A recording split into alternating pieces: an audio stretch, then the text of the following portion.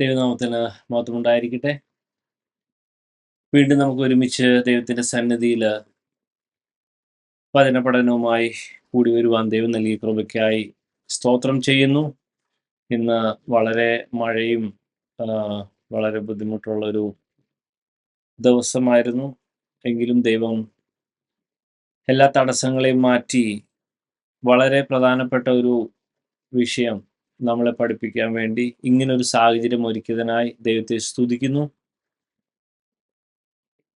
ഈ ദിവസങ്ങളിൽ ദൈവം നമ്മളെ വളരെ വ്യക്തമായി ചില പ്രാക്ടിക്കൽ ടീച്ചിങ്, ഞാൻ നിങ്ങളോട് കൽപ്പിച്ചതൊക്കെയും പ്രമാണിപ്പാൻ തക്കവണ്ണം ഉള്ള ടീച്ചിങ് അല്ലെങ്കിൽ ആ ഉപദേശം, ആ ബൈബിൾ സ്റ്റഡിയാണ് യേശു അടിയനെ ഏൽപ്പിച്ചിരിക്കുന്നത്. ഈ ബൈബിൾ സ്റ്റഡി എടുക്കുമ്പോൾ തന്നെ ദൈവം ആദ്യം അത് എന്നെ വെളിപ്പെടുത്തി, എൻ്റെ ജീവിതത്തിൽ അത് പ്രവർത്തിച്ച്, എൻ്റെ ജീവിതത്തിൽ അത് പ്രാക്ടിക്കലി അത് സംഭവിപ്പിച്ച്, ഇനി ആ ഒരു ലെവലിലോട്ടുള്ള റെവലേഷൻ ഉണ്ടാകാൻ പാകത്തിന് ഉള്ള പലവിധമായ അനുഭവങ്ങളോ അല്ലെങ്കിൽ പ്രശ്നങ്ങളോ പ്രതികൂലങ്ങളോ മിക്കവാറും കഴിഞ്ഞ കുറച്ച് നാളുകളായിട്ട് ഞാൻ ഈ ബൈബിൾ സ്റ്റഡി എടുക്കുന്ന ഈ വിഷയങ്ങളുടെ ആ വെളിപ്പാടെന്ന് പറയുന്നത് ഞാൻ കടന്നുപോയ ചില പ്രശ്നങ്ങളുടെ സൊല്യൂഷനായിട്ട് എനിക്ക് ദൈവം വെളിപ്പെടുത്തിയത്,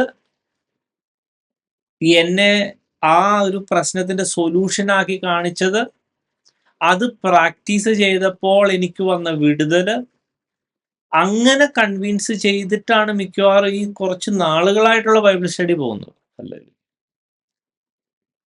അപ്പോ അത് കേവലം ഒരു പഠനം അല്ല, എന്നെ സംബന്ധിച്ച് പ്രാക്ടിക്കൽ എക്സ്പീരിയൻസ്.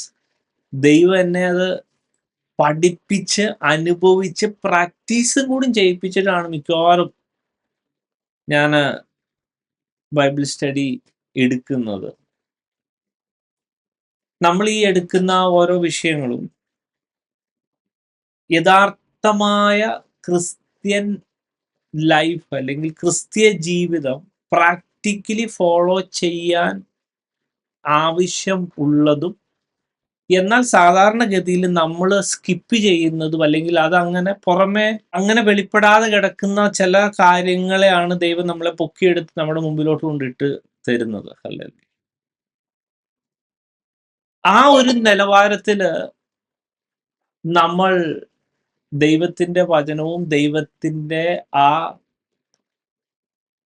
ആ ജീവിതവും മുന്നോട്ട് പോയാലാണ് നമുക്ക് യഥാർത്ഥമായിട്ടുള്ള ദൈവം എക്സ്പെക്റ്റ് ചെയ്യുന്ന, അല്ലെങ്കിൽ ബൈബിളിൽ എഴുതിയേക്കുന്നത് ഒരു കേവലം ഒരു തിയറി അല്ലാതെ അല്ലെങ്കിൽ ജസ്റ്റ് ഒരു തിയോളജിക്കൽ സ്റ്റഡി അല്ലാതെ ജീവിക്കുന്ന പ്രാക്ടിക്കലി നമ്മുടെ അനുഭവത്തിൽ കൊണ്ടുവരുന്ന ചില കാര്യമായി തീരുന്നുള്ളൂ. പലപ്പോഴും വിശ്വാസ ജീവിതത്തിലോട്ട് വരുന്ന സമയത്ത് കാര്യങ്ങളൊക്കെ വളരെ എളുപ്പമാണ്. പ്രത്യേകിച്ച് നമുക്ക് ജസ്റ്റ് ഒരു പ്രാർത്ഥനയിൽ പല കാര്യങ്ങളും നടക്കുന്നു. ചിലപ്പോൾ രോഗം മാറുന്നു, അത്ഭുതങ്ങൾ കാണുന്നു, അത്ഭുതങ്ങൾ അനുഭവിക്കുന്നു. പക്ഷേ എപ്പോഴും അത് അങ്ങനെ തന്നെ ആകണമെന്ന് നിർബന്ധമില്ല. കാരണം ദൈവം അങ്ങനെ അല്ല നമ്മളെ കൊണ്ട് ഉദ്ദേശിച്ചിരിക്കുന്നത്. നമ്മൾ ക്രിസ്ത്യൻ ലൈഫിൽ വളരും തോറും അതനുസരിച്ചിട്ടുള്ള യഥാർത്ഥമായ ഒരു വളർച്ച നമ്മളിൽ ഉണ്ടാകണമെന്ന് ദൈവം എക്സ്പെക്റ്റ് ചെയ്യുകയും,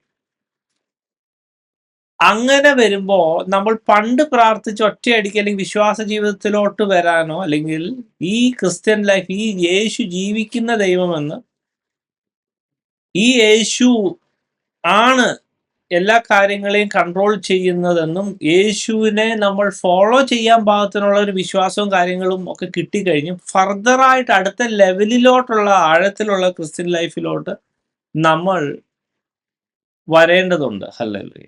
അപ്പോൾ അതിന് ദൈവത്തിന് വ്യക്തമായ ചില പ്ലാനുകൾ, പദ്ധതികൾ, ഉദ്ദേശങ്ങൾ, അല്ലെങ്കിൽ കുറച്ച് പഠന രീതികളുണ്ട്. ആ പഠന രീതിയാണ് സാധാരണഗതിയിൽ മിസ്സായേക്കുന്നതും ഈ ദിവസങ്ങളിൽ ദൈവം അത് ആ ഒരു ലെവലിലോട്ടാണ് നമ്മളെ ഇറക്കുവാൻ ദൈവം ഇഷ്ടപ്പെടുകയും ചെയ്യുന്നത്. നമ്മൾ കഴിഞ്ഞ കുറച്ച് ആഴ്ചകളിൽ സാത്താന്റെ പല തന്ത്രങ്ങളെ പ്രാക്ടിക്കലായിട്ട് അതെന്താണ്, അതിനെ എങ്ങനെയാണ് ഹാൻഡിൽ ചെയ്യേണ്ടത്, എന്തൊക്കെ ടൈപ്പ് ഉണ്ടെന്നൊക്കെയാണ് നമ്മൾ കഴിഞ്ഞ ദിവസങ്ങളിലൊക്കെ പഠിച്ചത്. കഴിഞ്ഞ ആഴ്ചക്കാലം ഞാൻ ആ ഹൃദയത്തിൽ ദുർനിക്ഷേപത്തിന്റെ കാര്യം ഓർപ്പിച്ചായിരുന്നു. ഞാൻ വീണ്ടും ഓർപ്പിക്കുന്നു. അങ്ങനെ ഒരു ഒരു ഒരു സംഭവം ക്രിസ്ത്യൻ ലൈഫിൽ ഉണ്ട്. നമ്മുടെ ഹൃദയത്തിൽ സാത്താൻ നിക്ഷേപങ്ങൾ ഇട്ടിട്ടുണ്ടാവും. ആ നിക്ഷേപം മാറി ദൈവത്തിന്റെ നല്ല നിക്ഷേപം നമുക്ക് വേണം. സാത്താൻ over the period of time, വർഷങ്ങളായിട്ട് സാത്താൻ്റെതായ ആ സിസ്റ്റത്തിൽ നമ്മൾ ആയി, അത് പലപ്പോഴായിട്ട് നമ്മുടെ ഹൃദയത്തിൽ നിക്ഷേപിച്ച ആ ഒരു കാര്യം നമ്മൾ പരിപൂർണമായി മാറി യേശു നമ്മുടെ ഹൃദയത്തിലായി യേശുവിൻ്റെ ആത്മാവിൽ വസിക്കുമ്പോൾ ആ പഴയ സാത്താൻ എന്ത് കൊണ്ടിട്ടോ അത് മുഴുവൻ മാറിയിട്ട് യേശുവിൻ്റെ കാര്യം നമ്മുടെ ഉള്ളിൽ വരുമ്പോഴാണ് ഈ ദുർനിക്ഷേപം മാറി നല്ല നിക്ഷേപം ആകുന്നത്. ഹല്ലേലൂയ. അതിന് ചില കാര്യങ്ങളൊക്കെ ഉണ്ടെന്ന് ഞാൻ കഴിഞ്ഞ ആഴ്ചക്കാലം പറഞ്ഞായിരുന്നു. പക്ഷെ അത് നിങ്ങളുടെ ആരും മനസ്സിൽ നിന്ന് പോകരുത്. അപ്പൊ എന്തെങ്കിലും ഒരു സ്വഭാവം വർഷങ്ങളായിട്ട് നമ്മളിൽ കാണുകയും അതിൽ നിന്ന് ജയം എടുക്കാൻ പറ്റാതെ ഇരിക്കുകയും ചെയ്യുന്നുവെന്ന് നമുക്ക് തോന്നുന്നുവെങ്കിൽ, അതും റിപ്പീറ്റഡ് ആയിട്ട് വരുന്ന ചില സ്വഭാവങ്ങളാണെങ്കിൽ ഉറപ്പായിട്ടും അത് ദുർനിക്ഷേപം തന്നെയായിരിക്കും. ആ ദുർനിക്ഷേപത്തെ നമ്മൾ ലഘുവായിട്ട് കാണരുത്. അതിനെ നമ്മൾ അഡ്രസ്സ് ചെയ്ത് ദൈവത്തിന്റെ സന്നിധിയിൽ പ്രാർത്ഥിക്കുകയും ദൈവം പറയുന്ന കാര്യങ്ങൾ അത് പറയുന്ന രീതിയിൽ ചെയ്താൽ അതിൽ നിന്ന് ഉറപ്പായും വിടുതലുണ്ട്. നമ്മൾ വിടുതൽ എടുക്കുകയും വേണം. അല്ലെങ്കിൽ അത് നമ്മുടെ സ്വഭാവമാണ്. ആ സ്വഭാവം എങ്ങാനും അതായത് സ്വർഗരാജ്യത്തിന് പറ്റില്ലാതെ അങ്ങനെ എഴുതി വെച്ചേക്കുന്ന അതിനകത്ത് പെട്ടാൽ വലിയ പ്രശ്നമാണ്. ജീവനെ വരും നമ്മളിൽ നിന്ന് എടുത്തു കളയുന്ന ഒരു സംഭവമായി പോകും. ഹല്ലേലൂയ. അപ്പൊ അതുകൊണ്ട് ദൈവത്തിന് നമ്മുടെ ആത്മാവിനെയും പ്രാണനെയും ദേഹിയെയും ഒക്കെ, നമ്മുടെ സ്പിരിറ്റ്, സോൾ ആൻഡ് ബോഡി, അതിനെ മൂന്നിനെയും പക്കാ ബ്ലെയിംലെസ് ആയിട്ട് ദൈവത്തിന്റെ പിതാവിന്റെ സന്നിധിയിൽ നിർത്താൻ പാകത്തിന് യേശുവിന് പറ്റും. ദൈവത്തിന് സിസ്റ്റം ഉണ്ട്, വചനത്തിൽ എഴുതിയിട്ടുണ്ട്. പക്ഷെ ഇച്ചിരി ഉള്ളിലോട്ട് പോകണമെന്ന് മാത്രം. ഒരു കാരണവശാലും ഇതൊന്നും ഇങ്ങനൊന്നും ഇല്ല എന്ന് ധരിക്കരുത്. ഇതിനകത്ത് ഒത്തിരി ഡീപ്പ്, ഒത്തിരി വചനമുണ്ട്. ചില ബേസിക് ആയിട്ടുള്ള സാധനം മാത്രം ദൈവം എന്നെ വെളിപ്പെടുത്തത് ഞാനിവിടെ പറയുന്നു. ഓരോ ആഴ്ചയും പുതിയ ഓരോന്ന് വെളിപ്പെടുത്തുന്നുണ്ട്. അത് ഒത്തിരി ഉണ്ട്. അപ്പൊ നമുക്ക് ആവശ്യമായുള്ളത് ദൈവമേ യഥാർത്ഥമായി തരണമേ എന്ന് നമ്മൾ അപേക്ഷിക്കുമ്പോൾ ദൈവം അത് പയ്യെ വെളിപ്പെടുത്തിക്കൊണ്ടേയിരിക്കും. നമുക്ക് ആവശ്യമുള്ളത് നിത്യരാജ്യത്തില് യഥാർത്ഥമായി സക്സസ്ഫുള്ളായി ജയിക്കുന്നവനായി ദൈവത്തിന്റെ സന്നിധിയിൽ, അതായത് ദൈവം നമുക്ക് അത് പിതാവും നമ്മൾ അവന്റെ മകനുമായി ആ ജയിച്ച അവസ്ഥയിൽ ദൈവത്തിന്റെ സന്നിധിയിൽ എത്തുന്ന ആ ഒരു കാര്യത്തിന് നമുക്ക് എന്തോരം പരിജ്ഞാനം വേണോ, എന്തോരം ദൈവത്തിന്റെ ആ കണ്ണ് തുറക്കണമോ, പരിജ്ഞാനം കിട്ടണമോ, വിശ്വാസം കിട്ടണമോ, അതൊക്കെ ദൈവമേ ഇത് തരണമേ എന്ന് നമ്മൾ പ്രാർത്ഥിച്ചാൽ മാത്രമേ ദൈവം തരുള്ളൂ. ഈ വചനങ്ങൾ നമ്മൾ കേൾക്കുമ്പോൾ ഒരു വചനവും നമുക്ക് കിട്ടത്തില്ല കേട്ടോ. അതായത് നമ്മൾ വചനങ്ങൾ കേൾക്കുമ്പോൾ, ഞാൻ റിപ്പീറ്റ് ചെയ്യുന്നു, അത് ജസ്റ്റ് ഒരു ഇൻഫർമേഷൻ മാത്രമേ ഉള്ളൂ. ഇങ്ങനൊരു സത്യം ഉണ്ടെന്ന് ദൈവം നമ്മളെ കാണിച്ചു തരുന്നു എന്ന് മാത്രമേ ഉള്ളൂ. പേഴ്സണൽ പ്രയറിൽ ഇന്ന് കേട്ട വചനം, ഇങ്ങനൊരു കാര്യമുണ്ട്, അതെനിക്ക് വേണമെന്ന് നമ്മൾ യേശുവിനോട് ശരിക്കും ആവശ്യപ്പെട്ടാൽ മാത്രം ദൈവം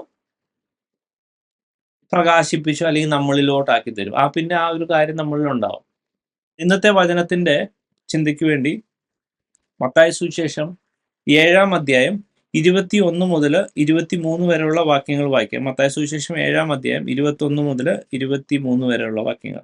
എന്നോട് കർത്താവേ കർത്താവേ എന്ന് പറയുന്നവൻ ഏവനുമല്ല, സ്വർഗസ്ഥനായ എൻ്റെ പിതാവിന്റെ ഇഷ്ടം ചെയ്യുന്നവൻ അത്രേ സ്വർഗരാജ്യത്തിൽ കടക്കുന്നത്. കർത്താവേ കർത്താവേ, നിന്റെ നാമത്തിൽ ഞങ്ങൾ പ്രവചിക്കുകയും നിന്റെ നാമത്തിൽ ഭൂതങ്ങളെ പുറത്താക്കുകയും നിന്റെ നാമത്തിൽ വളരെ വീര്യപ്രവൃത്തികൾ പ്രവർത്തിക്കുകയും ചെയ്തില്ലയോ എന്ന് പലരും ആ നാളിൽ എന്നോട് പറയും. അന്ന് ഞാൻ അവരോട്, ഞാൻ ഒരു നാളും നിങ്ങളെ അറിഞ്ഞിട്ടില്ല, അധർമ്മം പ്രവർത്തിക്കുന്നവരെ എന്നെ വിട്ടു പോകുവീൻ എന്ന് തീർത്തു പറയും. ഹല്ലേലൂയ. നമ്മൾ ഇതിനകത്ത് പ്രത്യേകിച്ച് 21 വാക്യം നമ്മൾ ഇതിനു മുമ്പേ എടുത്തിട്ടുള്ളതാണ്.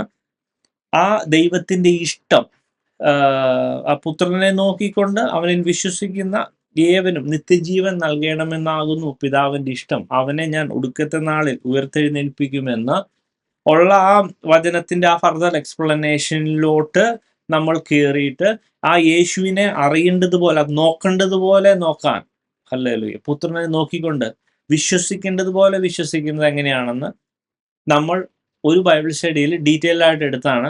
ഞാൻ അത് റിപ്പീറ്റ് ചെയ്യുന്നില്ല. ആ ബൈബിൾ സ്റ്റഡി നമ്മുടെ യൂട്യൂബ് ചാനലിൽ ഉണ്ടാവും. എന്തെങ്കിലും ഡൗട്ടോ അല്ലെങ്കിൽ എന്തെങ്കിലും ഓർമ്മ റിഫ്രഷ് ചെയ്യണമെങ്കിൽ അത് പിന്നീട് നമുക്ക് കേൾക്കാം.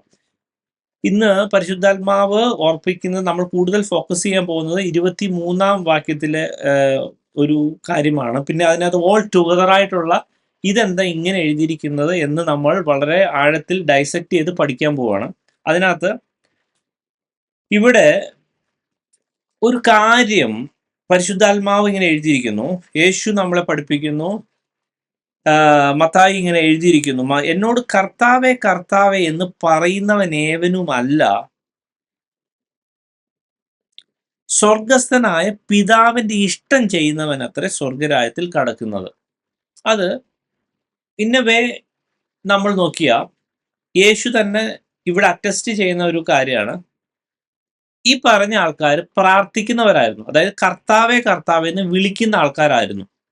പക്ഷേ കർത്താവേ കർത്താവേ എന്ന് വിളിച്ചിട്ടും പിതാവിന്റെ ഇഷ്ടം ചെയ്യുന്നതിൽ പരാജയപ്പെട്ടു. അത് അവിടെ യേശു തന്നെ അറ്റസ്റ്റ് ചെയ്യുന്ന ഒരു കാര്യമാണ്.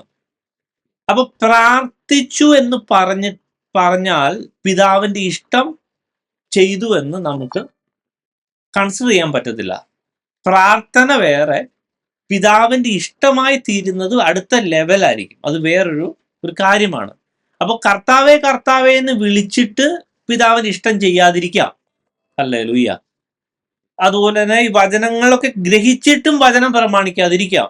അത് ബൈബിളിൽ ഈ 7-ാം അധ്യായത്തിന് അടുത്ത കുറച്ച് വാക്യം കഴിഞ്ഞാൽ കിടപ്പുണ്ടല്ലോ, രണ്ട് അടിസ്ഥാനത്തിന്റെ കാര്യം. എൻ്റെ ഈ വചനങ്ങളെ കേട്ട് പ്രമാണിക്കുന്നവനൊക്കെ ഈ പാറമേൽ അടിസ്ഥാനം ഇട്ട വ്യക്തിക്കും, കേട്ടിട്ട് പ്രമാണിക്കാത്തവനൊക്കെ മണലിൽ അടിസ്ഥാനമിട്ട അവസ്ഥ എന്ന് എഴുതിയാണ്. അപ്പൊ രണ്ടുപേരും കേൾക്കുന്നവരാ, ഒരാൾ പ്രമാണിക്കുന്നു, ഒരാൾ പ്രമാണിക്കുന്നില്ല. അതാണ് പോയിന്റ്. അപ്പൊ ഇവിടെ കർത്താവെ കർത്താവെ എന്ന് വിളിച്ചു എന്ന് യേശു തന്നെ പറയുന്നുണ്ട്, പ്രമാണിക്കുന്നില്ല എന്നും യേശു പറയുന്നുണ്ട്. അത് നമുക്ക് പെരിഫറൽ ആയിട്ട് നമുക്ക് കാണുന്ന മനസ്സിലാവുന്ന തന്നെ അർത്ഥമാണ്.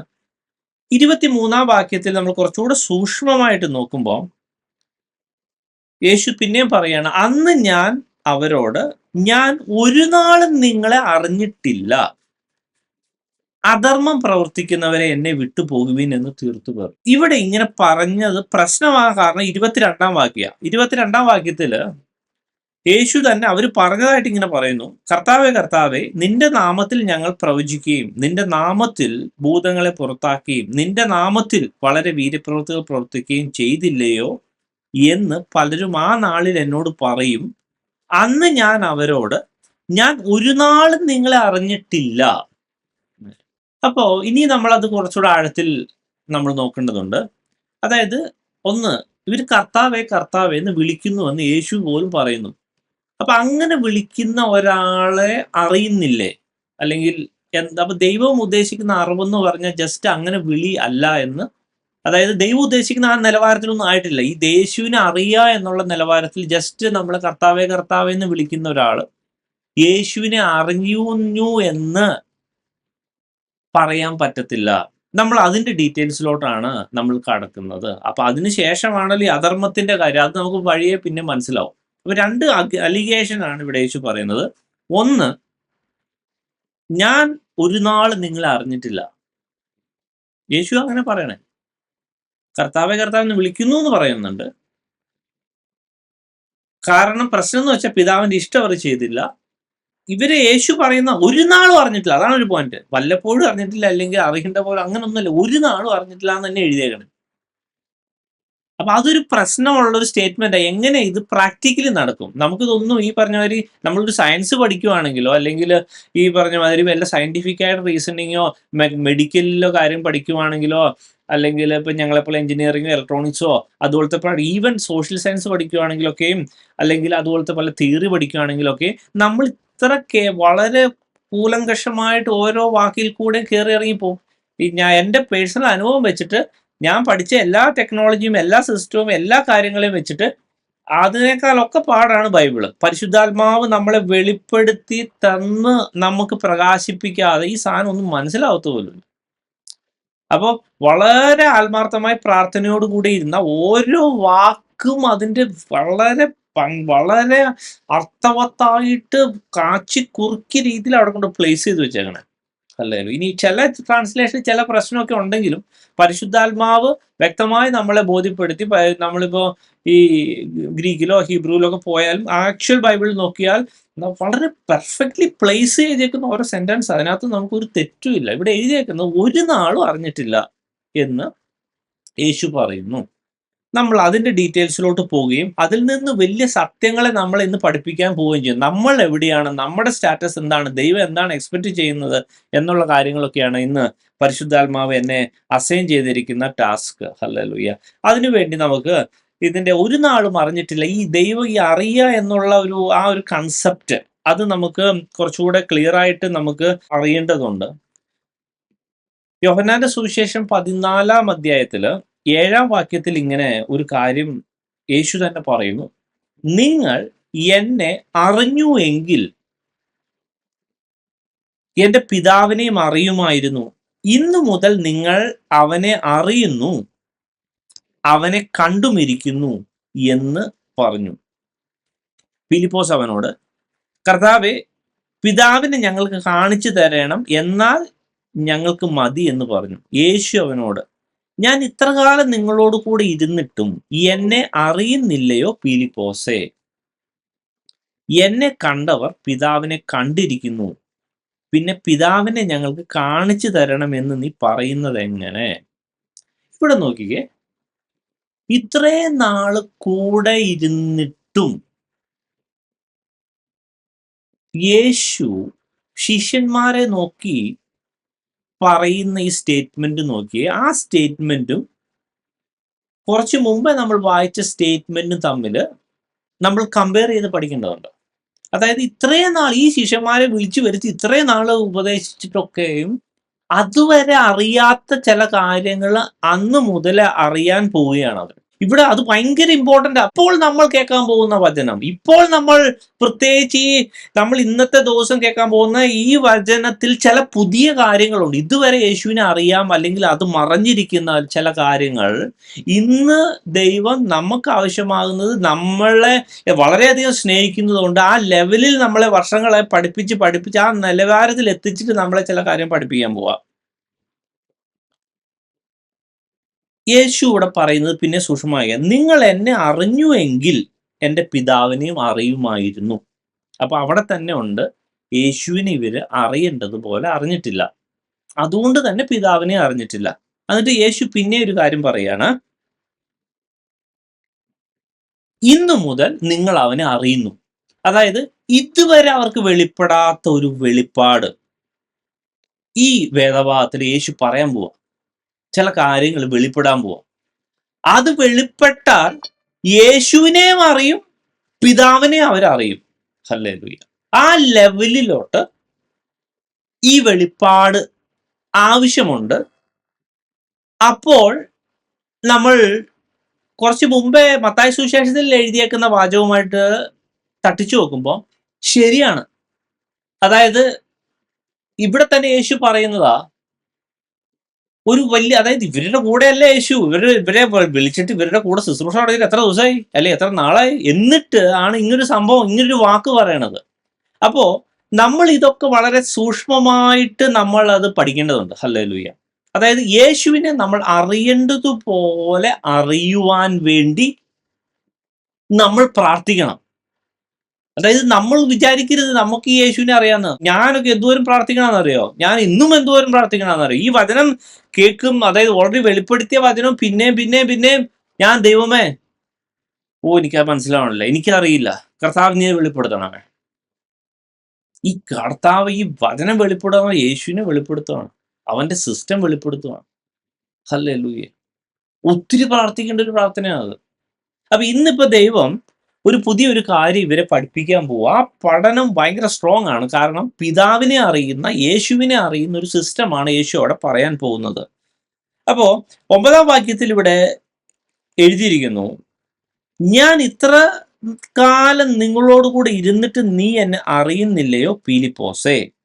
അപ്പോ ഇതുവരെ ശിഷ്യന്മാരോ ഫിലിപ്പോസോ അറിയാത്ത ഒരു സാധനം, ഒരു കാര്യം ഉണ്ട്.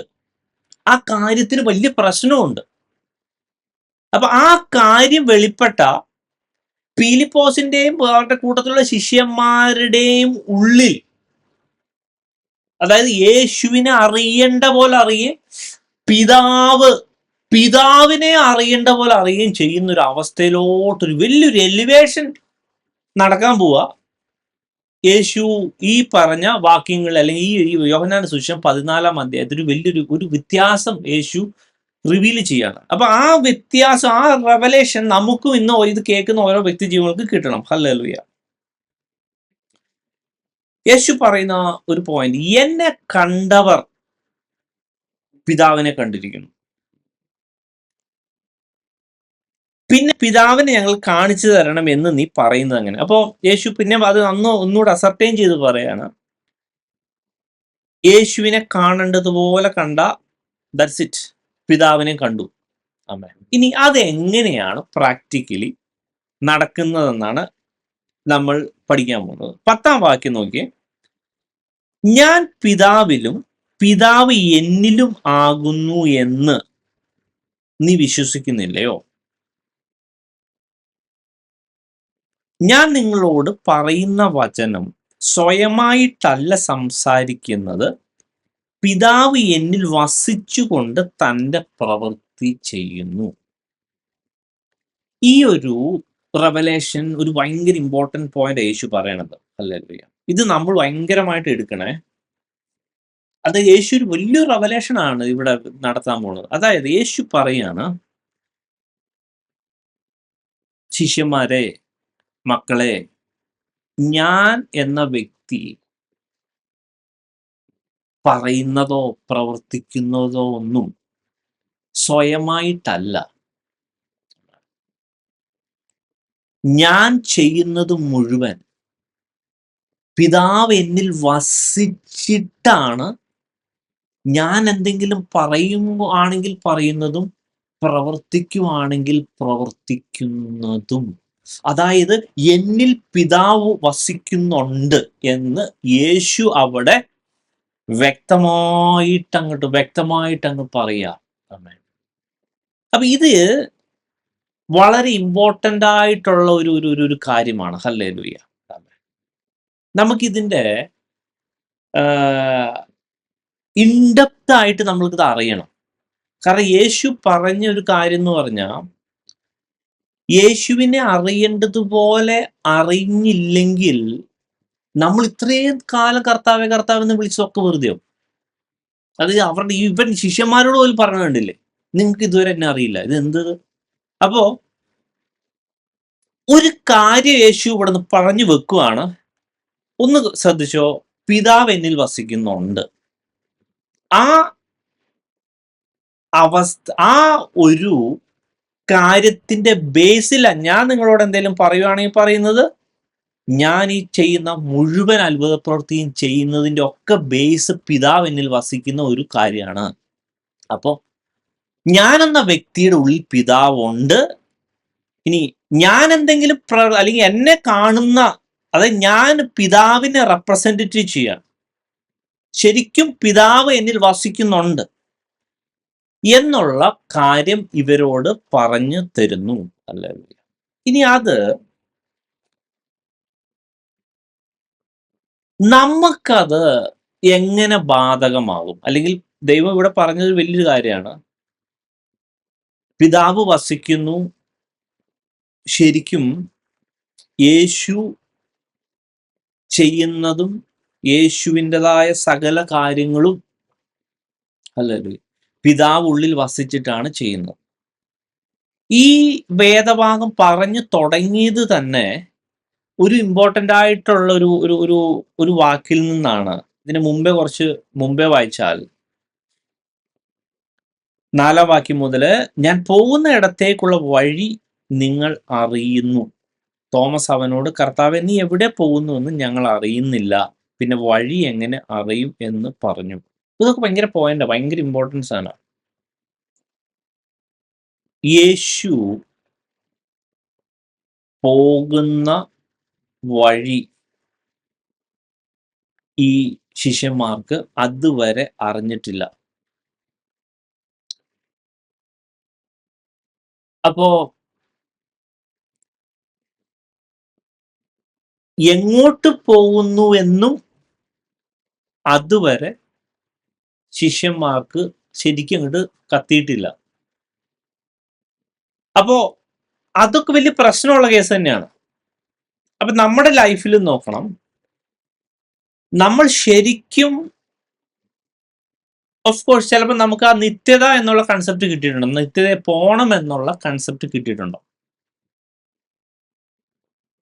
പക്ഷേ അതിനകത്തോട്ടുള്ള വഴി എന്നുള്ള കൺസെപ്റ്റ് പ്രാക്ടിക്കലി എങ്ങനെയാണെന്ന് നമുക്ക് അറിഞ്ഞില്ലെങ്കിൽ പ്രശ്നം. കാരണം അവിടെ അടുത്ത വാക്യത്തിൽ യേശു പറയുന്ന കാര്യത്തിൽ നിന്നാണ് നമ്മൾ ഇത്രയും ഫർദർ എക്സ്പ്ലനേഷൻ യേശു പറഞ്ഞത്. യേശു ഒരു കാര്യം പറഞ്ഞ്, ഞാൻ തന്നെ വഴിയും സത്യവും ജീവനുമാവുന്നു, ഞാൻ മുഖാന്തരം അല്ലാതെ ആരും പിതാവിന്റെ അടുക്കൽ എത്തുന്നില്ല. അപ്പൊ യേശു ഇവിടെ പറയാ, നിങ്ങളുടെ ലൈഫിലെ വഴി എന്നുള്ളത് അത് ഞാനാ. അതിന്റെ പ്യൂറായിട്ടുള്ള സത്യം എന്ന് പറയുന്നത് ഞാനാ. ഇനി ജീവൻ എന്ന് പറയുന്നത് ഞാനാ. ഇനി എന്നിൽ കൂടെയാണ് പിതാവിന്റെ അടുക്കലും എത്തുന്നുള്ളൂ. ഇത്രയും പറഞ്ഞതിന് ശേഷമാണ് നമ്മൾ ചിന്തിച്ച ആ ചിന്തയിലോട്ട് പോകുന്നത്. അതിനകത്ത് ഏറ്റവും വലിയൊരു പോയിന്റ് എന്ന് പറയുന്നത് യേശു പറയുന്ന എക്സ്പ്ലനേഷൻ. ഇവിടെ യേശു എന്താ പറഞ്ഞത്? ഞാൻ തന്നെ വഴിയാണ്, ഞാൻ തന്നെ സത്യമാണ്, ഞാൻ തന്നെയാണ് ജീവൻ. അപ്പോ യേശുവിനെ കൂടാതെ നമുക്ക് ഒരു വഴിയുമില്ല, ഒരു സത്യവുമില്ല, ഒരു ജീവനുമില്ല. അപ്പൊ യേശു അത്രയും കൂടെ വേണ്ട ഒരു കാര്യമായിട്ടാണ് ഇവിടെ യേശു നമ്മളെ പഠിപ്പിക്കുന്നത്.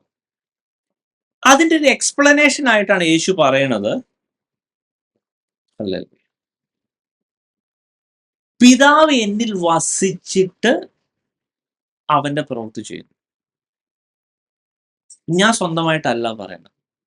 അപ്പൊ അങ്ങനെ അവിടെ ഒരു റീസൺ അവിടെ ഉണ്ടെങ്കിൽ അതിന് മുമ്പേ പറഞ്ഞ ആ ഒരു കാര്യം യേശു പറയുകയാണ്, ഞാൻ ആ വഴി. അപ്പോ നമ്മുടെ ഒക്കെ ഓരോരുത്തരുടെയും ജീവിതത്തില് നമ്മുടെ വഴി എന്ന് പറയണത് യേശു തന്നെ ആയിരിക്കണം. യേശു അല്ലാത്ത ഒരു സിസ്റ്റം, യേശുവിൻ്റെ സ്വാധീനമില്ലാത്ത അല്ലെങ്കിൽ അങ്ങനത്തെ യേശുവിൽ നിന്ന് ഒറിജിൻ ആവാത്ത ഒരു വഴിയിലാണ് നമ്മളെങ്കിൽ നമ്മൾ നാശത്തിന്റെ വഴിയിലാണ്. നമുക്കത് ഓഫ് കോഴ്സ് നമ്മളിപ്പോൾ ഡിസ്കസ് ചെയ്യുന്നത് ഇച്ചിരി ടഫായതും മറഞ്ഞു കിടക്കുന്നതുമായ ഒരു വലിയൊരു സത്യമാണ്. കാരണം നമ്മുടെ പോയിന്റ് എന്ന് പറയുന്നത് യേശു ഇവരെ അറിഞ്ഞിട്ടില്ല എന്ന് പറയുന്ന ആ ഒരു ലെവലിലാണ്. അപ്പോൾ നമ്മളത് പ്രാക്ടിക്കലി കുറച്ചുകൂടെ കൂടുതൽ ആഴത്തിൽ പഠിക്കേണ്ടതുണ്ട്. ഹല്ലേലൂയ. നമുക്കതിനു വേണ്ടി ഒരിക്കൽ കൂടി ആ മത്തായി സുവിശേഷം 16-ാം അധ്യായത്തിലോട്ട് ആ പത്രോസിന്റെയും യേശുവിൻ്റെയും തമ്മിലുള്ള ആ കോൺവെർസേഷൻ ഒന്ന് പഠിക്കേണ്ടതുണ്ട്. മത്തായി സുവിശേഷം 16-ാം അധ്യായത്തിൽ നമ്മൾ കാണുന്നു 21-ാം വാക്യം മുതൽ, അന്ന് മുതൽ യേശു താൻ യെരുശലേമിൽ ചെന്നിട്ട് മൂപ്പന്മാർ, മഹാപുരോഹിതന്മാർ, ശാസ്ത്രിമാർ എന്നിവരാൽ പലതും സഹിച്ചു കൊല്ലപ്പെടുകയും മൂന്നാം നാൾ ഉയർത്തെഴുന്നേൽക്കുകയും വേണ്ടതെന്ന് ശിഷ്യന്മാരോട് പ്രസ്താവിച്ചു തുടങ്ങി. പത്രോസ് അവനെ വേറിട്ട് കൊണ്ടുപോയി, കർത്താവെ, അതരുതേ, നിനക്ക് അങ്ങനെ ഭവിക്കരുത് എന്ന് ശാസിച്ചു തുടങ്ങി. അവനോ തിരിഞ്ഞ് പത്രോസിനോട്, സാത്താനെ, എന്നെ വിട്ടു പോ, നീ എനിക്ക് ഇടർച്ചയാകുന്നു, നീ ദൈവത്തിൻ്റെതല്ല മനുഷ്യരുടേതത്രേ കരുതുന്നത് എന്ന് പറഞ്ഞു. ഇവിടെ നമ്മൾ ഇതിനെ ഭയങ്കരമായിട്ട് ആഴത്തിൽ കാണണേ. യേശു അവൻ ക്രൂശിക്കപ്പെടുമെന്നുള്ള കാര്യം പ്രസ്താവിച്ചു തുടങ്ങി. അപ്പോൾ തന്നെ പത്രോസ് എന്താ, അവനെ വിളിച്ചോണ്ട് പോയിട്ട് അതിന് നേരെ ഓപ്പോസിറ്റ് ആയിട്ട് ശാസിച്ചു തുടങ്ങി. നമ്മൾ ഇതിനെ ഒന്ന് ശരിക്കും ആഴത്തിലോട്ട് എടുക്കണേ. പത്രോസ് എന്ന ഹ്യൂമൻ ബീയിങ്, പത്രോസ് ഒരു മനുഷ്യനാണ്. ആ പത്രോസ് ഈ ഒരു കാര്യത്തെ നമ്മളൊന്ന് വിഷ്വലൈസ് ചെയ്തേ. യേശു ഒരു കാര്യം പഠിപ്പിക്കുന്നു, പത്രോസ് കേൾക്കുന്നു. യേശു പഠിപ്പിച്ച കാര്യം പത്രോസിന്റെ തലയിലോട്ട് കേറിയിട്ടില്ല എന്ന് മാത്രമല്ല, ആ ഒരു കാര്യത്തിന് നേരെ ഓപ്പോസിറ്റ് ആയിട്ട് ആ പത്രോസ് ചിന്തിക്കുകയും അങ്ങനെ നടക്കരുതെന്ന് പത്രോസ് പറഞ്ഞിട്ട് ഈ പറഞ്ഞ ആളോട് തന്നെ അങ്ങനെ ആവരുതെന്ന് ശാസിച്ച് പറഞ്ഞു തുടങ്ങി. അതായത് യേശു പറയുന്നത് ദൈവവചനം, ദൈവത്തിന്റെ അരുളപ്പാട്, ദൈവത്തിന്റെ ഇഷ്ടം. പത്രോസ് പറയുന്നതും പത്രോസ് പ്രവർത്തിക്കുന്നതും ഓഫ് കോഴ്സ് സാത്താന്റെ ആലോചനയും സാത്താന്റെ സിസ്റ്റവും, ഇത് രണ്ടും നമ്മൾ വ്യക്തമായിട്ട് എടുക്കണം. പത്രോസ് എന്ന ശിഷ്യന്റെ ജീവിതത്തിൽ നടക്കുന്ന കാര്യമാണ്. അപ്പോ ആ ഒരു കൺസെപ്റ്റ് ഉള്ളത് കൊണ്ടാണ്, ആ ഒരു പ്രശ്നം ഉള്ളതുകൊണ്ടാണ് യേശു ശാസിച്ചപ്പോൾ ഒറ്റ ശാസന, അവനോ തിരിഞ്ഞ് പത്രോസിനോട്, സാത്താനെ, എന്നെ വിട്ടു പോ, നീ എനിക്ക് ഇടർച്ചയാകുന്നു, നീ ദൈവത്തിൻ്റെതല്ല മനുഷ്യരുടേതത്രേ കരുതുന്നത് എന്ന് പറഞ്ഞു. അപ്പോ ഇത് ഇനി എടുത്തോ, യേശു പറഞ്ഞു കൊടുക്കുന്ന ആ വചനം ദൈവത്തിൽ നിന്ന് വരുന്നതും പത്രോസ് അത് വേണ്ട എന്ന് പറയുന്നത് മാനുഷികമാണ്. പക്ഷെ അത് ഇൻഡയറക്ട്ലി അതിനെ സ്വാധീനിച്ചതോ അല്ലെങ്കിൽ പത്രോസിനെ ആ ഒരു കൺക്ലൂഷനിൽ എത്തിച്ചതോ സാത്താനാണ്. അതുകൊണ്ടാണ് സാത്താനെ എന്നെ വിട്ടുപോകുന്നു പറയുന്നത്. അപ്പൊ നമ്മളിത് ഭയങ്കര പ്രാക്ടിക്കലായിട്ട് എടുക്കേണ്ട ഒരു കാര്യമാണ്. ഇത് കുറച്ചുകൂടി ഡീറ്റെയിൽഡ് ആയിട്ട് ഇതേ ആശയം അപ്പോസ്തലനായ പൗലോസ് റോമാലേഖനത്തിൽ എഴുതിയിട്ടുണ്ട്. റോമാലേഖനം 8-ാം അധ്യായത്തിൽ നമ്മൾ ആ വേദഭാഗങ്ങൾ പഠിക്കുമ്പോൾ പൗലോസ് ഇത് ഇലിസ്ട്രേറ്റ് ചെയ്യുന്നത് ജഡത്തിന്റെ ചിന്തയും ആത്മാവിന്റെ ചിന്തയും എന്നാണ്. ഇത് നമ്മൾ ഭയങ്കര ആഴത്തിൽ ഇത് പഠിക്കേണ്ട ഒരു സംഭവമാണ്. അപ്പൊ എന്നാലാണ് നമ്മൾ ആദ്യം പറഞ്ഞ ഈ മത്തായി സുവിശേഷം 7-ാം അധ്യായത്തിൽ നമ്മൾ ഡിസ്കസ് ചെയ്ത സാധനം സോൾവ് ആവുള്ളൂ. പൗലോസ് ഇവിടെ പറയുന്നത് രണ്ട് ചിന്തയുണ്ട്. അത് ഈ പത്രോസിന്റെ ഈ ഒരു കാഴ്ചപ്പാടുമായിട്ട് നമ്മൾ എഴുതെടുക്കണം. രണ്ട് ചിന്തയുണ്ട്. രണ്ട് ചിന്ത എന്ന് പറയുന്നത്, ഒന്ന് ദൈവികമായിട്ട് നമ്മുടെ തലയിൽ വരുന്ന ചിന്തയുണ്ട്, സാത്താനികമായിട്ട് വരുന്ന ചിന്തയുണ്ട്. അപ്പോ പൗലോസ് പറയുന്ന ഈ ഡെഫിനിഷൻ കുറച്ചുകൂടി വളരെ ഡീറ്റെയിൽഡ് ആണ്. അത് നമുക്ക് ശരിക്കും നമ്മുടെ കണ്ണ് തുറപ്പിക്കുന്നു. നമ്മൾ അത് അങ്ങനെ പഠിക്കേണ്ടതാണ്. അത് പഠിക്കാത്ത വലിയ പ്രശ്നമാണ്. അതായത് വെരി സിമ്പിൾ, ഈ പത്രോസ് ചിന്തിച്ചതുപോലെ നമ്മൾ ചിന്തിക്കുവാണെങ്കിൽ അതിന്റെ പുറകിൽ സാത്താനാണ്. അതായത് ദൈവികമായ ഒരു വചനം നമ്മൾ, അല്ലെങ്കിൽ ദൈവം എന്തേലും പരിശുദ്ധാത്മ, അതിനെ കുറച്ചുകൂടെ ഡീറ്റെയിൽ ആകുമ്പോൾ അതിനെ കുറച്ചുകൂടെ ടൈറ്റ് ആവും. ഭയങ്കര ഒരു പ്രശ്നം. അത് പ്രത്യേകിച്ച് പൗലോസ് അത് വളരെ പെർഫെക്റ്റ് ആയിട്ട് എഴുതിയിട്ടുണ്ട്. പൗലോസ് എഴുതിയേക്കുന്ന അതിനകത്തോട്ട് വരുന്നതിന് മുമ്പേ ഞാൻ ഈ ഒരു സ്റ്റേറ്റ്മെന്റ് ഉപയോഗിക്കുക. പത്രോസിലുള്ളതുപോലത്തെ ചിന്ത, അതായത് നല്ലത്, ഈ പത്രോസ് മോശ ചിന്തയൊന്നുമല്ല പറഞ്ഞേ, അതിനകത്ത് തെറ്റ് ചെയ്യാനൊന്നുമല്ല പറഞ്ഞേക്കണേ. ഈ യേശു ക്രൂശിക്കപ്പെടേണ്ട അത്രേ പറഞ്ഞിട്ടുള്ളൂ. പക്ഷേ ദൈവത്തിന്റെ ആത്മാവില്ല അവിടെ. പ്യുവറായിട്ട് അവന്റെ ഫ്ലഷിൽ നിന്നാ പറഞ്ഞ, അവന്റെ മനുഷ്യ ചിന്താണ് യേശു പറഞ്ഞേക്കണേ. പക്ഷെ അതിന്റെ പുറകിൽ സാത്താനാണ്. അപ്പൊ ഇങ്ങനത്തെ ചിന്ത നമുക്കും വരാം. പത്രോസ് ശിഷ്യനാണെങ്കിൽ നമ്മൾ ശിഷ്യ, അല്ലെങ്കിൽ പത്രോസിന് അതിന്റെ അത്രയും വരില്ല. നമുക്കും വരാം. നമുക്ക് വന്നാൽ അതിന്റെ പുറകിൽ സാത്താനാണ്. അത് ശരിക്കും പറഞ്ഞാൽ ആ സാത്താനെ ശാസിച്ച് വിടാൻ നമുക്ക് ചാവി തന്നിട്ടുണ്ട്, ശാസിക്കേണ്ടതുമാണ്. ഓക്കെ, ഇനി നമുക്ക് അതിനെ ഫർദർ ആയിട്ട് ഇല്ലുസ്ട്രേറ്റ് ചെയ്തേക്കുന്ന ആള് പൗലോസാണ്. നമുക്ക് ഇനി പൗലോസിന്റെ ആ പഠിപ്പിലോട്ട് പോവാം. പൗലോസ് ഇവിടെ പറയുന്നത് ജഡത്തിന്റെ ചിന്ത മരണം. Oh Jesus. അതെ, അപ്പോ മാനുഷികമായ ചിന്തയാണ് നമ്മൾ ചിന്തിക്കുന്നതെങ്കിൽ, ജഡത്തിന്റെ ചിന്തയാണെങ്കിൽ അത് നമ്മളെ അവസാനം കൊണ്ട് എത്തിക്കുന്നത് നിത്യ നരകത്തിലാണ്, നിത്യനാശത്തിലാണ്, മരണത്തിലാണ്. ഇത് നമ്മൾ അക്സെപ്റ്റ് ചെയ്തേ പറ്റൂ. നമ്മൾ വെറുതെ അത് നമ്മൾ ഇത് ഇഗ്നോർ ചെയ്യ ഒട്ടും ഇഗ്നോർ ചെയ്യാൻ പാടില്ലാത്ത ഒരു സത്യമാണ് ഞാനീ പറയുന്നത്. അതായത് നമ്മൾ വർഷങ്ങളായിട്ട് ഫോളോ ചെയ്ത എനിക്ക് ഈ വചനം വെളിപ്പെട്ട സമയം മുതലാണ് എനിക്കതിന്റെ ശരിക്കും ഒരു ഭീകരത മനസ്സിലായ. ഞാൻ പോലും പരിശുദ്ധാത്മാവ് എന്നോട് ശരിക്കും ഇടപെടുന്നു, പരിശുദ്ധാത്മാവ് എന്നോട് വളരെ ശരിക്കും എന്നോട് സംസാരിക്കുന്ന, ശരിക്കും എന്നോട് ഇടപെടുന്ന, വളരെയധികം ആഴത്തിൽ ഇടപെടുന്ന വ്യക്തിയാണെങ്കിൽ കൂടിയും ജഡത്തിന്റെ ചിന്ത, അതായത് നോർമലായിട്ട് ഞാൻ ചിന്തിക്കുന്ന എൻ്റെ ഒഫീഷ്യൽ ആയിട്ടുള്ള കാര്യങ്ങൾ അല്ലെങ്കിൽ മറ്റുള്ള കാര്യങ്ങൾ ചില സമയത്തൊക്കെ ഞാൻ ജഡത്തിൻ്റെതായ രീതിയിൽ ചിന്തിക്കുന്ന മനുഷ്യനാണ്. പക്ഷെ ഇത് വെളിപ്പെടുത്തിയപ്പോൾ അതിനുശേഷം ദൈവം വേറൊരു പ്രാക്ടിക്കൽ ഒരു പ്രകാശം തരികയും, ഈവൻ നമ്മുടെ ഒരു ജോലിക്കാരത്തിനാണെങ്കിൽ പോലും ജഡത്തിന്റെ ചിന്ത മാറ്റി, ദൈവമേ വാട്ട് ഈസ് യുവർ ഒപ്പീനിയൻ, യേശുവിന്റെ നാമത്തിൽ ആ സാത്താന്യ സാധനങ്ങളെ ഞാൻ മാറ്റി നിർത്തുന്നു പരിശുദ്ധാത്മാവിൽ തന്നെ. ആമേൻ. ഞാൻ മുന്നോട്ട് പോകാൻ ആഗ്രഹിക്കുന്നു, അങ്ങനത്തെ എല്ലാ കാര്യത്തിന്റെ എന്നെ ചിന്ത തരണം. ആ ഒരു ഫ്രോണിയോ എന്നുള്ള വാക്കാണ് അവിടെ കറക്റ്റ് ആയിട്ട് ഈ രണ്ട് സ്ഥലങ്ങളും ആ ഫ്രോണിയോ എന്നുള്ള വാക്കാണ് രണ്ട് സ്ഥലത്തും എഴുതിയേക്കുന്നത്.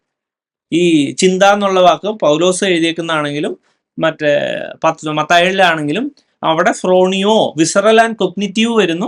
ഇവിടെ കൂടുതൽ ഇന്നർ ഫ്രോണിമ എന്നുള്ള അതായത് വിസറൽ എന്നുള്ള കാര്യം കൂടുതൽ എംഫസൈസ് ചെയ്യുന്നു. പക്ഷെ ബേസിക്കലി ചിന്ത എന്ന് പറഞ്ഞാൽ ശരിക്കും ഉള്ളിൽ നിന്ന് വരുന്ന സാധനമാണ്. ഇത് വളരെ ഇമ്പോർട്ടൻ്റ് ആണ്. നമ്മളിത് മനസ്സിലാക്കി നമ്മൾ ഞെട്ടിപ്പോകുന്നത് ശരിക്കും പറഞ്ഞാൽ. അതായത് നമ്മൾ വർഷങ്ങളായിട്ട്, അതായത് നമ്മൾ എപ്പോഴാണ് നമ്മൾ ദൈവത്തിന്റെ ചിന്ത എടുക്കുന്നത്?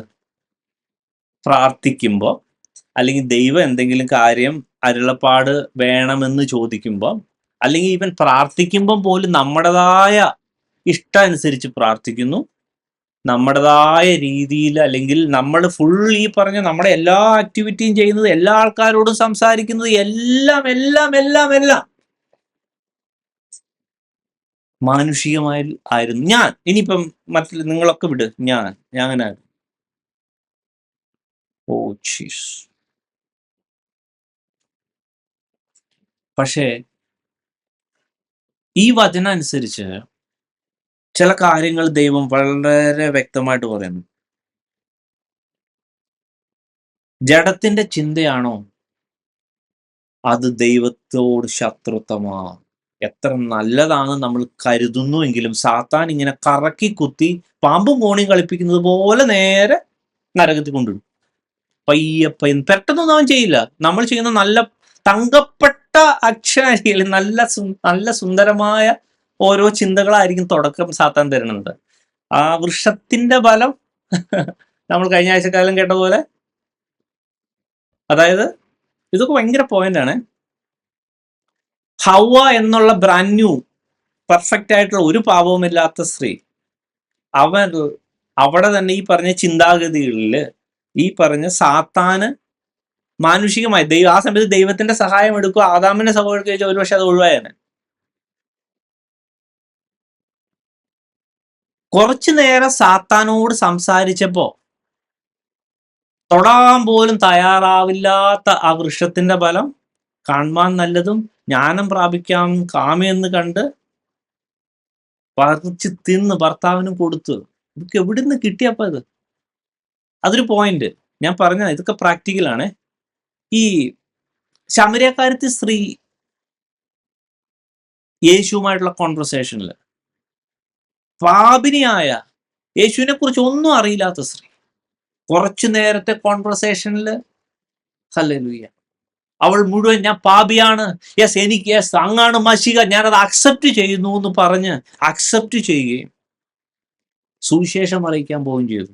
രണ്ട്, ഒരാൾ പാപിനിയായ ഒരു വ്യക്തി മശികേനെ ഏറ്റെടുത്തിട്ട് സുവിശേഷം അറിയിക്കാൻ പോകുന്നു. ഒരാൾ പ്യുവറായ ഒരാള് സാത്താനുമായിട്ട് സംസാരിച്ചപ്പോഴത്തേക്കും അവൾ പാപിയായി തീരണം. ഇനി പറ ഹല്ലേലൂയ, നമ്മുടെ തലയിൽ തോന്നിപ്പിക്കുന്ന ജഡത്തിന്റെ ചിന്ത അനുവദിക്കാൻ കൊള്ളുവോ ഇല്ലയോ? കുറച്ചു നേരം ചിന്ത അനുവദിച്ചോ,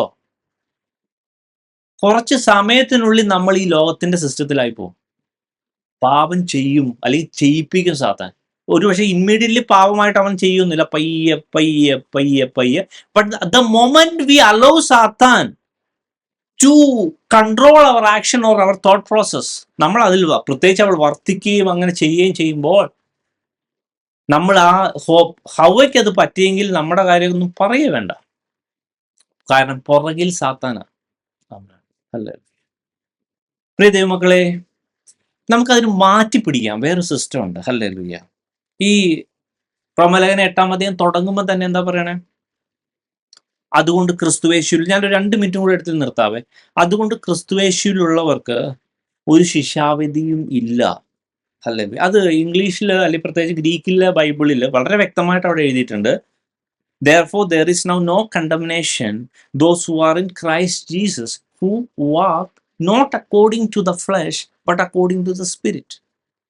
അപ്പോ ശിക്ഷാവിധി ഇല്ലാത്ത ആ സ്റ്റാറ്റസ് കീപ്പ് ചെയ്യണമെങ്കിൽ നമ്മൾ ആദ്യം പഠിച്ചതുപോലെ ആ സ്പിരിറ്റ് എക്സ്ചേഞ്ച് സിസ്റ്റം ഉണ്ടല്ലോ. നമ്മുടെ സ്പിരിറ്റ് യേശുവിന് കൊടുക്കുന്നു, യേശുവിന്റെ സ്പിരിറ്റ് നമ്മുടെ അടുത്ത് വരുന്നു.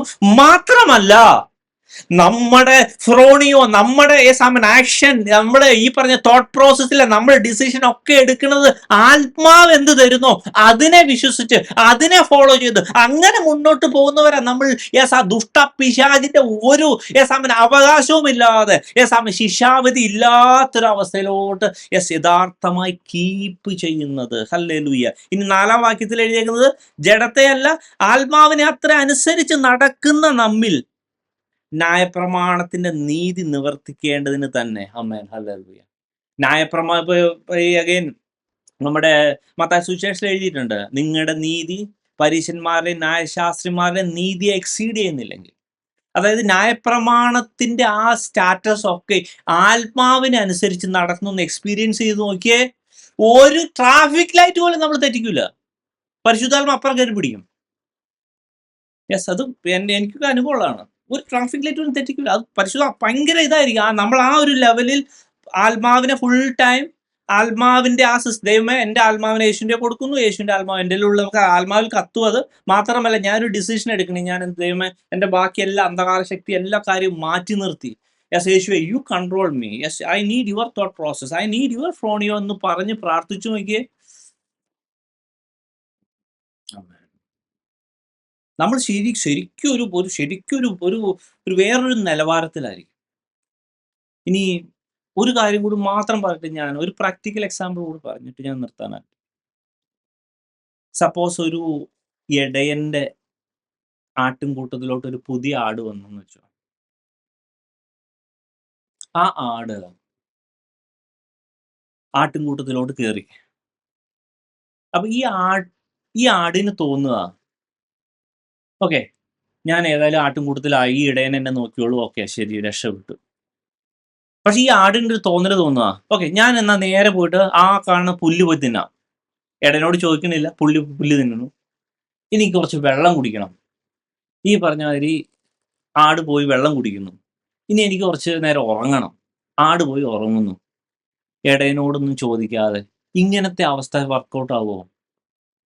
അതായത് അല്ലെങ്കിൽ നമ്മൾ കല്യാണം കഴിച്ചതിന് ശേഷം ഭാര്യയും ഭർത്താവും തമ്മിൽ ആലോചിക്കാതെ അവനവന് ഇഷ്ടം അവനവൻ്റെ രീതിയിൽ ചെയ്താൽ ഓടുവോ? ഓടത്തില്ല. അപ്പോ യേശു നമ്മുടെ ഇടയനാണെങ്കിൽ ഹല്ലേലൂയ, നമ്മൾ ആടുകളാണെങ്കിൽ അവനെ കേൾക്കുന്നത് ഈ ആത്മാവിന്റെ സിസ്റ്റത്തിലൂടെയാ, ജഡത്തിന്റെ സിസ്റ്റത്തിലൂടെ അല്ല. ഹല്ലേലൂയ. പ്രിയ ദൈവമേ, ഇത് പറ്റും, പ്രാക്ടീസ് ചെയ്യാൻ പറ്റുന്നത് തന്നെയാണ്.